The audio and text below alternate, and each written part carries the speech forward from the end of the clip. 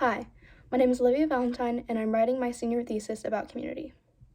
When I was first prompted to think of a topic for my thesis, I was immediately drawn to the topic of community and how it affects the personal development of the individual. Since beginning literature classes at ACA, community has always been a major theme during our discussions. I always enjoyed these conversations and left the classroom reflecting on how the people around me have shaped me to be the person I am today. Except for a few exceptions, most of the talks focused on how community changed characters for the better and educated them on who they were and how they could improve as people. While I found these discussions meaningful, a part of me couldn't help but feel this was too optimistic of a view. I've written many essays about the positive effects of community and was initially intrigued about the idea to write my thesis on its downsides.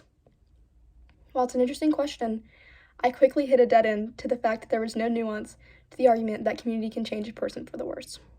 I also realized that I wasn't very enthusiastic about the topic I'd initially chosen. It was too pessimistic for my liking, and it didn't completely align with my beliefs. While I don't disagree with the fact that community can have its negative effects on a person, aside of the argument I do devote a lot of space to my thesis, it was an idea that I wanted to finish off my career with at ACA. Thinking back to my own transformation these past few years, I honestly believe the strong community built here has shaped me for the better and given me an identity that I'm proud of and embrace. However, the argument that community is mostly beneficial to the development of individuals is no more complex than the topic I had abandoned. After many consultations with Mr. Andrew and my advisor, I was able to add a new dimension to my thesis that makes it much more compelling. The final question I landed on was, how does your view of human nature affect your view of community and shape your view on whether interactions with fellow human beings are necessary? Some sub-questions further defining my thesis that add detail are human beings born naturally good or bad? Is the source of our evil internal or external? What part does our community play in shaping our identity? What about community helps us attain what we don't possess as individuals? A tension I felt necessary to define was how your beliefs of human nature affect the way you view the role community plays in your development. If you believe human beings are born perfect, then you see other people as a corruptible force. If we are born imperfect, then community can play a vital role in the formation of a person's virtue. In order to better understand both sides of my argument, I read many of the writings of Jean-Jacques Rousseau, specifically Emile, his Discourse on Inequality, and The Social Contract. These pieces help me to define the many meanings the terms I'm using can have, those terms specifically being community and nature. Rousseau also gives the competing view to my thesis, with him believing that people were born innocent and perfect in a state of nature, and the unnaturalness of society as a whole ultimately corrupts the innocence of a person. Another piece I chose that helps to show the downsides of community is Nathaniel Hawthorne's Scarlet Letter.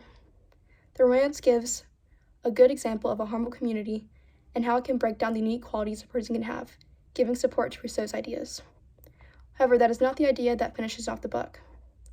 Despite the cruelty of the Puritan community, the main character, Hester Prynne, ultimately decides to stay when she has every ability to move away from the people who treat her so horribly.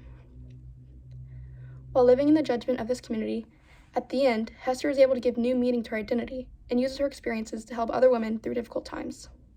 This gives support to the fact that while living with other people can be messy, it's necessary and can redefine your identity in a positive way. A source that further drives that argument home is Paradise Lost, which describes the fall of Adam and Eve.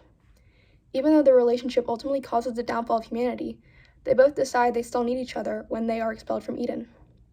I will also be using The Adventures of Huckleberry Finn, which through the relationship between Huck and Jim gives an example of how a relationship can give a person a new and improved code to live by. After reading all my sources and finalizing the many aspects of my argument, I landed on a thesis statement.